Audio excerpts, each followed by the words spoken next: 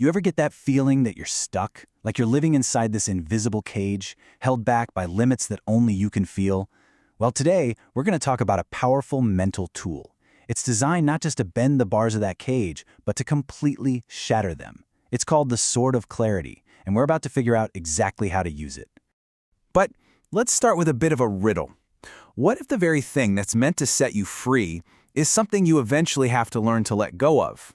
It's a paradox, for sure, and it's right at the heart of what we're about to dive into. Okay, so first things first. We have to understand the problem, right? You got to see the prison before you can even think about planning an escape. So, let's start with part 1, understanding your invisible cage. So what's this cage made of? Well, at its core is something we can call the false self. Now, this isn't the real you, not at all. It's more like a character you've built up over the years, made from all the fears, the doubts, and the expectations that you've picked up along the way. It's that little voice in your head that whispers, "You're not good enough," or, "Hey, maybe you should just play it safe." Just take a look at these. Do any of them sound familiar? I'm not smart enough. It's just too late for me. What if I fail? These aren't just random, passing thoughts. No way. These are the actual bars of the cage we're talking about. They're these deep-seated beliefs that end up controlling our actions and keeping our real potential totally locked away. So how in the world do we break out? Obviously, we need a tool, something sharp enough to cut right through these illusions. That brings us to part 2, where we meet our tool, the Sword of Clarity. In the original Polish, this concept is called miecz klarności. There's a real power in that name, isn't there? It's not the sword of anger or aggression or force. It's the sword of pure, crystal-clear clarity.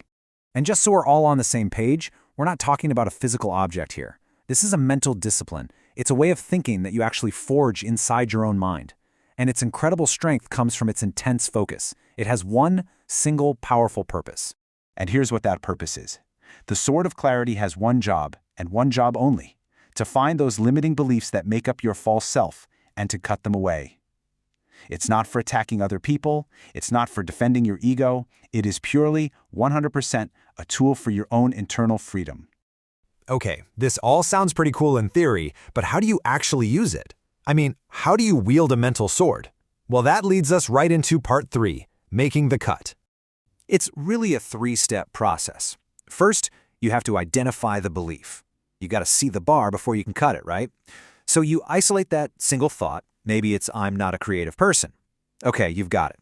Step 2, you challenge with clarity. You have to question it. Where did that idea even come from? Is it absolutely, positively true? Or is it just a story you've been telling yourself for years? And then comes step 3. You sever the attachment. This is an active choice, a conscious decision. You look at that belief, you acknowledge it, and then you decide to let it go. You release its hold on you. And this is where we circle all the way back to that paradox from the beginning.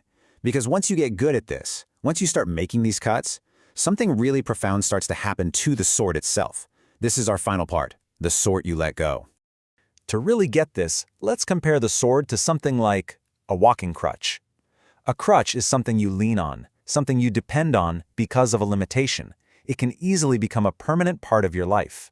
But the Sword of Clarity, it's not a crutch. It's a weapon for a very specific battle. You use it to win your freedom, and once the battle is won, well, what good is a weapon in peacetime? And that right there is the mind-blowing truth of this whole thing. True mastery isn't about becoming the world's greatest mental swordsman. It's about getting to a place where you don't even need the sword anymore. Its entire reason for existing is to eventually become useless. Which brings us to the ultimate goal, the whole point of this entire journey. Real freedom isn't walking around holding a powerful weapon, always ready for the next fight. Real freedom is being the sword you don't have to hold. It's the quiet and the peace that comes when that internal battle is finally over. So, I'm going to leave you with this question. You've now been introduced to the sword. You know what it is, you know how it works, and you know what its ultimate purpose is. Really, the only thing left to do is to pick it up for the very first time. So, what is the first belief you're going to cut away?